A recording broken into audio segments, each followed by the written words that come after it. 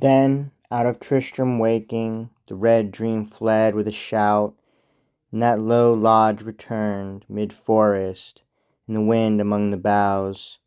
He whistled his good war-horse, left to graze among the forest greens, vaulted upon him, and rode beneath an ever-showering leaf, till one lone woman, weeping near a cross, stayed him. "Why weep ye?" "Lord," she said, "my man hath left me, or is dead." Whereon he thought, "What, if she hate me now? I would not this. What, if she loved me still? I would not that. I know not what I would."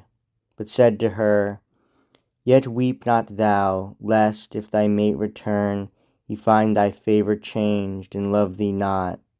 Then pressing day by day through Lyonesse, last in a rocky hollow, belling, heard the hounds of Mark, and felt the goodly hounds yelp at his heart.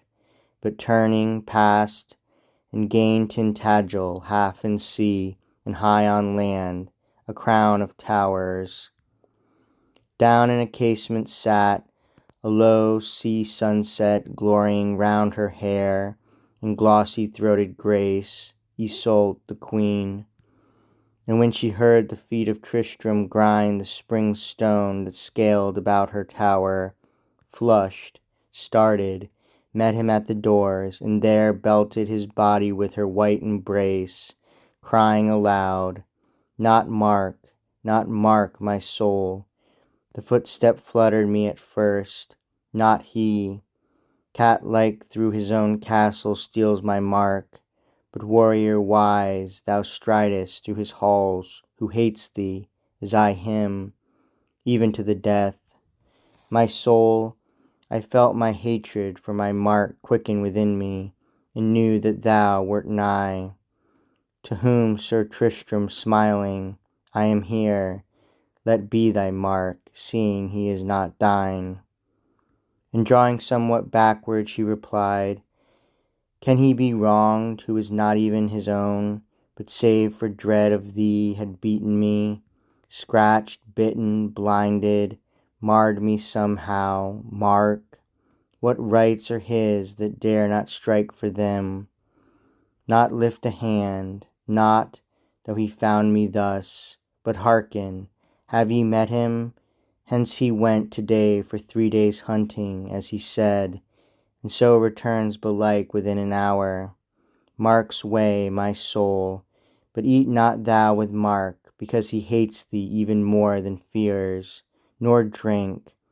And when thou passest any wood, close visor, lest any arrow from the bush should leave me all alone with Mark in hell.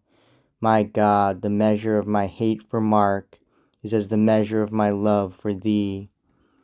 So, plucked one way by hate and one by love, drained of her force, again she sat, and spake to Tristram, as he knelt before her, saying, "O hunter, and O blower of the horn, harper, and thou hast been a rover too, for ere I mated with my shambling king, ye twain had fallen out about the bride of one.